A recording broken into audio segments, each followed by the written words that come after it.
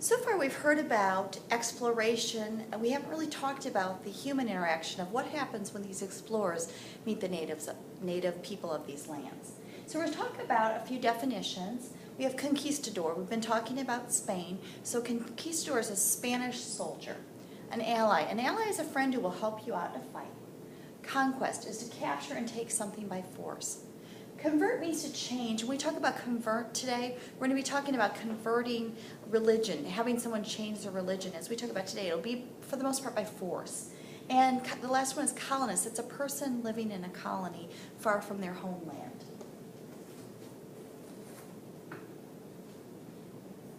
We start with the headline, Cortes defeats the Aztecs. The Aztecs were living in the land that is Mexico. They had a very advanced society, very learned people, and when the Spanish explorers met them, things didn't go well. We'll start with Montezuma. Montezuma was the leader of the Aztecs. Hernando Cortes was a Spanish conquistador. Hernando had been living in the Caribbean area because the Spanish began setting up colonies in the Caribbean Sea. Rumors of wealth were coming out of Mexico. There was much gold. Spanish leaders encouraged Hernando Cortes to go investigate and, if need be, to take over the land.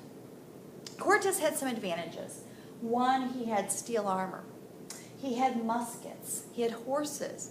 Unknowingly, he had smallpox, which unfortunately the natives had never been exposed to, so they had no immunity against it. It killed thousands of natives. Later, he had the advantage of having allies.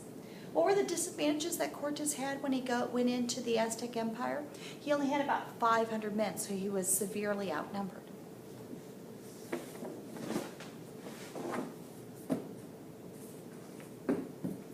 So look at this timeline. In 1519, Montezuma and Hernando Cortes meet. And at first it is a cordial meeting, and Cortes is allowed to stay in the city.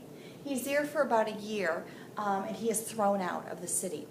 He goes and he meets a lady, Donna Marina. Donna Marina was able to speak many native languages, and she was able to go amongst the native people that were getting a little bit tired of the Aztec rule and rally them together. So now here comes that advantage of allies. Cortes returns into the city in 1521, late 1520, early 1521, with his allies. And they are easily able to defeat, with their increased numbers, defeat the Aztecs. The Aztecs are afraid of the horses. The Aztecs have stone weapons and cloth armor. They're really no match for these Spanish conquistadors and their allies. And Montezuma, the leader of the Aztec, dies. They think maybe by his own people's hand. And in the year 1535, New Spain is established. And where Tenochtitlan, the capital of the Aztec Empire, stood, now Mexico City was built over it. If we go further south to South America, another Spaniard by the name of Francisco Pizarro is encountering another group of Native Americans. These are the Incas. The Incas lived in western South America, a mountainous area. Again, a pretty advanced society. They had a series of roads, and they had government messengers that could travel 20 miles a day and cover lots of territory to deliver messages. They practiced terrace farming. They used llamas for transportation, for their wool, for their meat. A very advanced society. In 1532, their leader, Atahualpa, was captured by Francisco Pizarro in the city of Cusco, the capital city of the Incas.